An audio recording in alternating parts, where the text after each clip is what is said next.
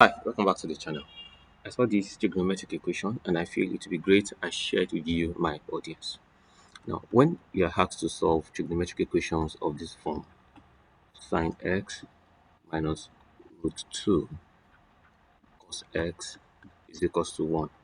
Now, if you look at it, there is no linkage between sine x and cos x, but we're going to create a. If I have sine a plus b, remember I will expand this to become sine a cos b plus sine b cos a. Now, so the same thing we're going to do here. Now, here we're going to introduce a coefficient. We're going to call it r. Now, so if I introduce r here, I'll have r here, then I'll have r here, and obviously I'll have r here. So to solve this, assume that I have r sine x plus theta. Now, if I have sine x plus theta, this should expand into r sine x cos theta plus r sine theta cos x. Obviously, I'm going to equate this to my equation here. So this is the same thing as sine x minus root 2 cos x. Invariably, I'm going to match each of these parts. This is sine x. I'll match it with this. And I'll pick this part again. I'll match it here. So that I'll be saying that r sine x cos theta is equals to sine x. So that will be saying that now we can divide both sides by sine x, divide this side by sine x. So that r cos theta is equals to 1. Now if r cos theta is equals to 1, I'll call this my equation 1. Now let's pick the second part. So that I can say that this is r sine theta cos x is equals to minus root 2 cos x. We divide both sides again by cos x. I'll divide this side by cos x. Now so that cos x here goes, cos x goes, cos x here, cos x here.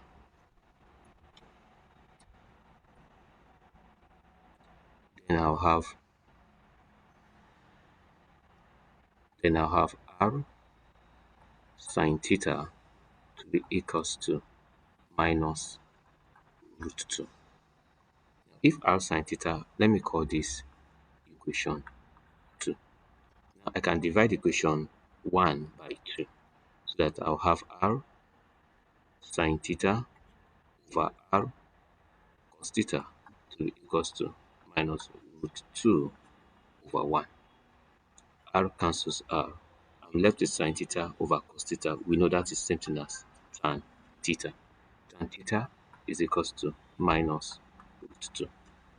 Now, if tan theta is equals to minus root, we say that tan theta is equals to minus root 2.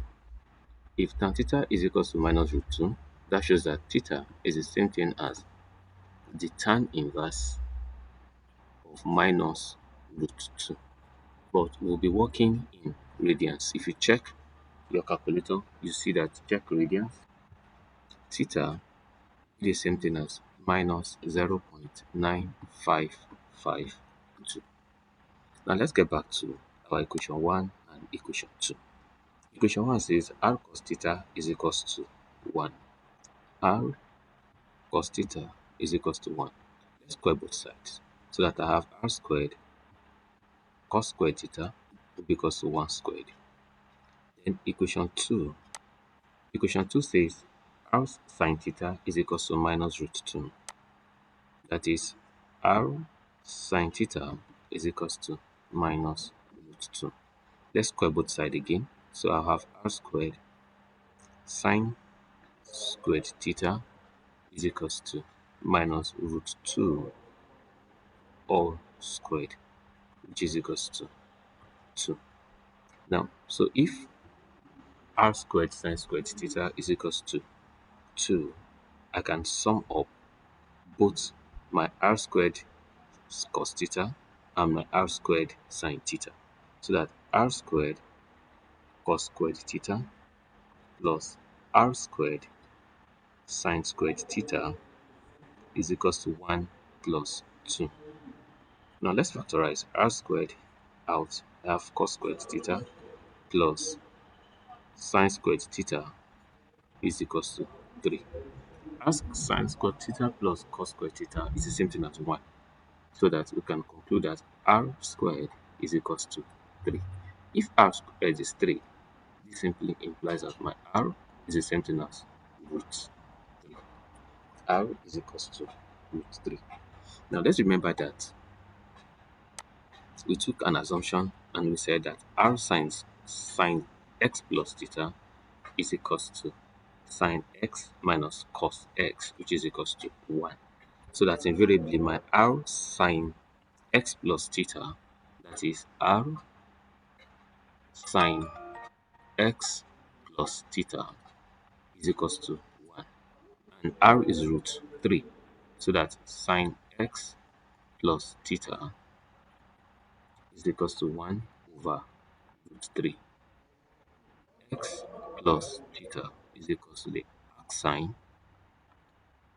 of 1 over root 3. X plus theta is equals to the arcsine of 1 over root 3 is the same thing as 0.615 plus 2 pi radians, because my answer is actually in radians. It's plus 2 pi radians. Now, so I'm actually driving at defining for x, so that my x invariably will be the same thing as 0.615 plus 2 pi radians minus theta. And we had gotten theta initially to be minus 0.95, so that x invariably will be the same thing as 0.615 plus 2 pi minus 0.9552. And put this in brackets. So that x invariably is 0.615 plus 0.9552 plus 2 pi radians. So that x now will be the same thing as 1.5702 plus 2 pi radians. Now, if now with this, I hope you understand how I tackled this equation. I will take another example in my next lesson to help you understand it better. Thank you for staying with us, and see you in our next class.